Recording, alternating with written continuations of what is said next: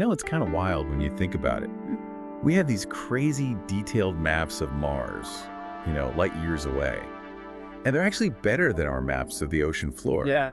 Especially the deep sea.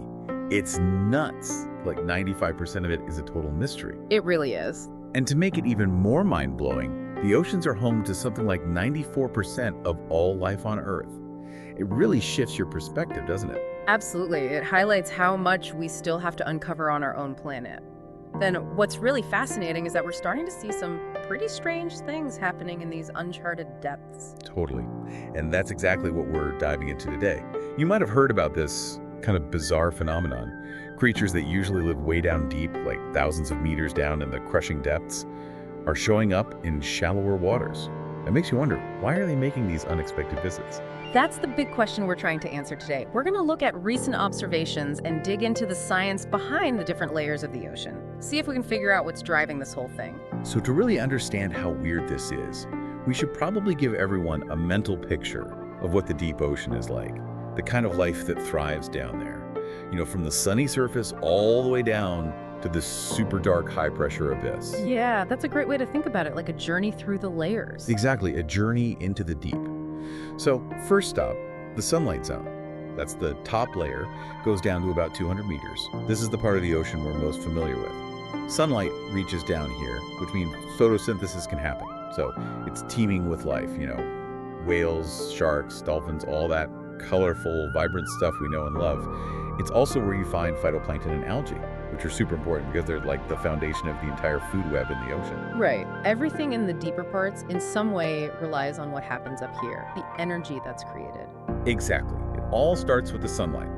But then, when you go deeper than 200 meters, the sunlight starts to fade, and you enter the twilight zone. That goes down to about 1,000 meters. It gets really dim down there. And something interesting happens with the colors. Yeah, you see, red light has the longest wavelength, right? And water tends to absorb those longer wavelengths first. So red disappears first. Like with sound, right? Yeah, exactly like with sound. Lower frequency sounds can travel further through walls than high-pitched sounds. Makes sense. Same with light in the ocean. Red goes first, then orange, yellow, green.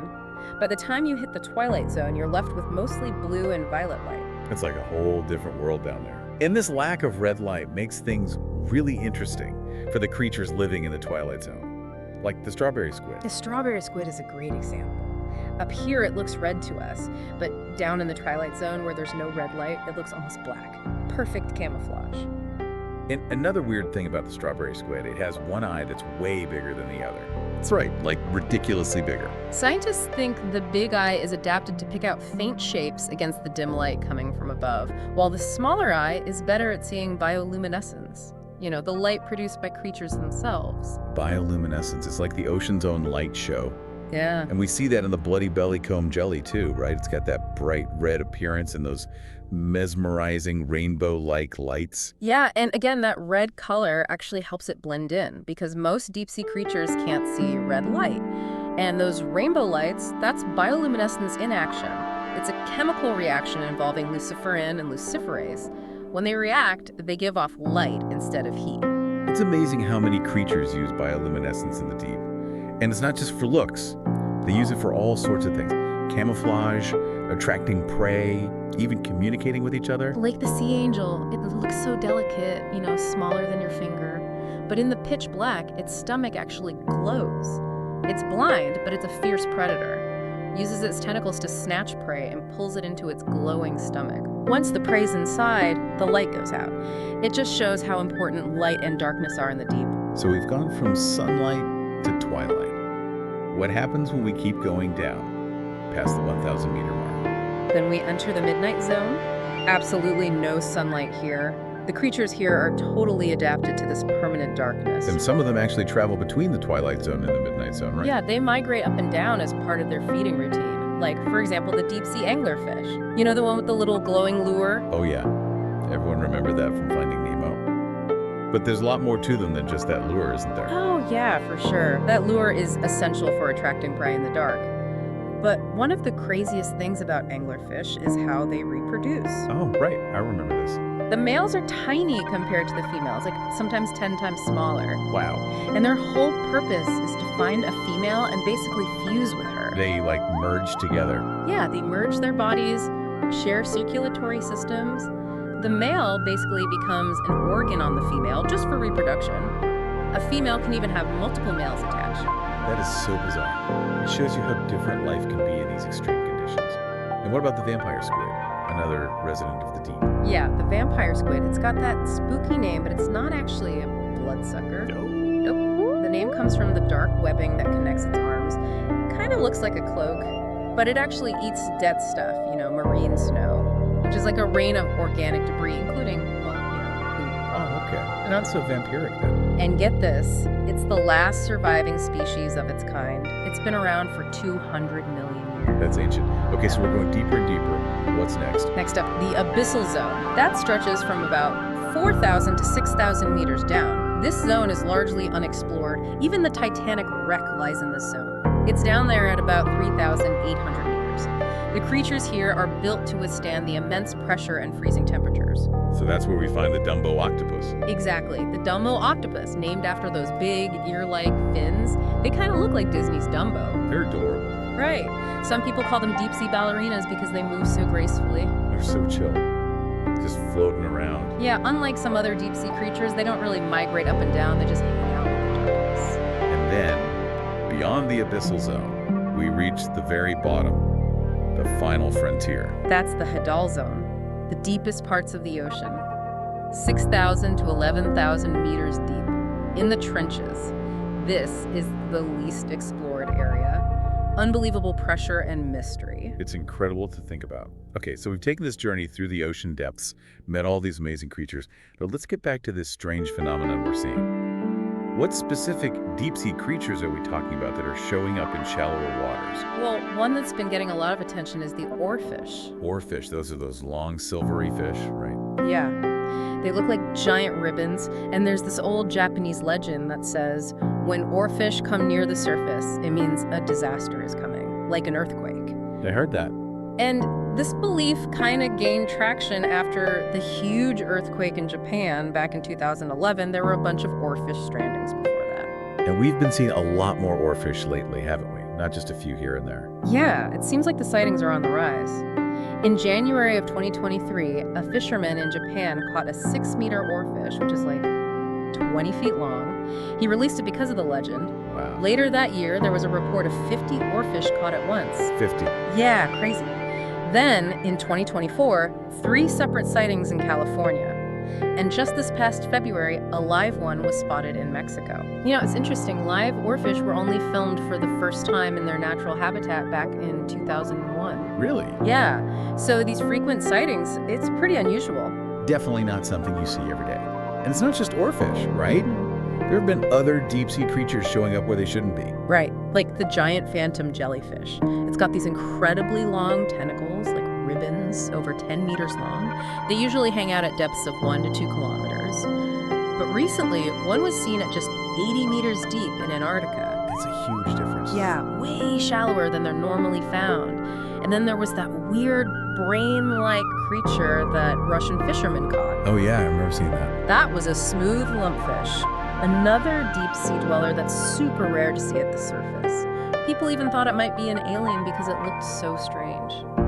And we can't forget the Black Sea devil anglerfish. We talked about them earlier, living in the midnight zone. One was found at the surface off the coast of Spain, 2,000 meters away from where it should be.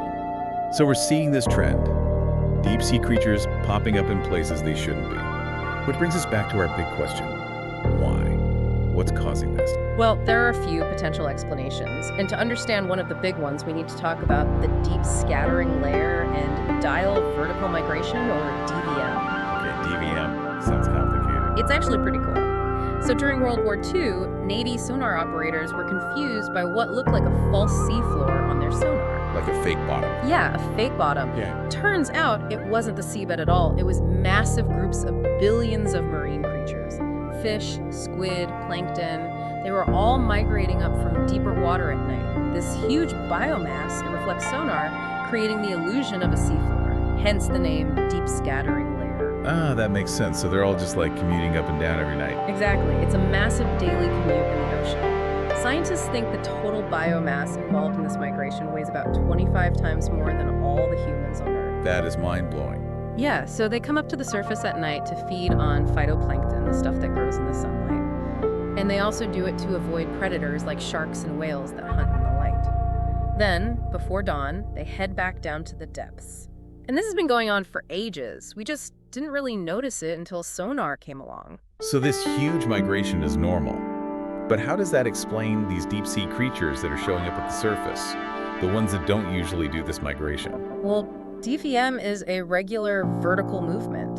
But what we're seeing now might be more permanent shifts in where some deep-sea creatures are living.